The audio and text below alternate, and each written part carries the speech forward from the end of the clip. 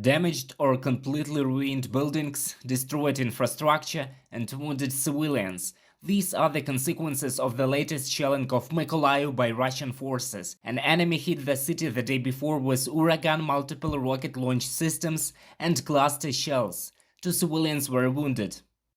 The Russian military also shelled the Mykolaiv region. The day before, a field of wheat caught fire after another arrival. This is not the first time the rescuers struggled to save the crops. Local authorities are also aware that there are gun spotters working in the region who help the enemy launch precise strikes.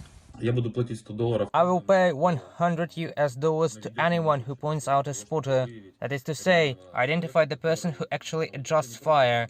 It's not just there. It won't be possible to settle scores with someone. There will be clear instructions, video, confirmation, but in principle, we can already look for Williams who helped the Russians. 6 civilians, including 1 child, were wounded as a result of Russian shelling of the Odesa region. 7 Kalibr cruise missiles were fired. 1 was shot down by the air defense system, but 6 missiles hit private houses in the peaceful village.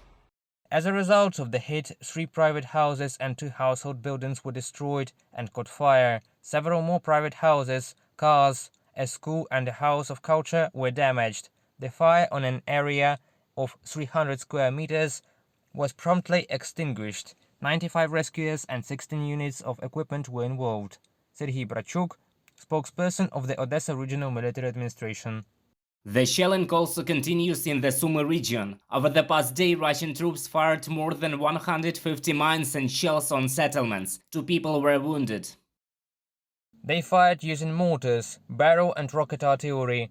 The Russians also fired with machine guns and grenade launchers. One of the attacks resulted in significant damage and casualties. At 1:30, the Russians hit Biopilla with Grad multiple launch rocket systems. 40 enemy shells caused damage to 16 private houses of civilians, household buildings and vehicles. Dmytro Zhevitsky, head of the Sumy Regional Military Administration. The day before, Russian occupiers attacked Toretsk, Donetsk region. One of the shells hit a 2-story house. As a result, 6 people were killed and 2 were rescued.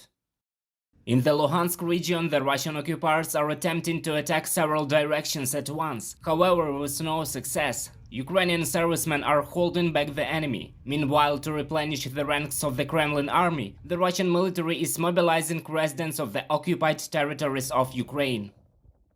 In the occupied territories, they mobilize everyone they see. If before those who had money could pay off the local military commissars, now it is the Russians in jackets, the security service, who do the work. They have the addresses of those who previously managed to postpone their own deaths, luring the men out of the hideouts with profitable job offers.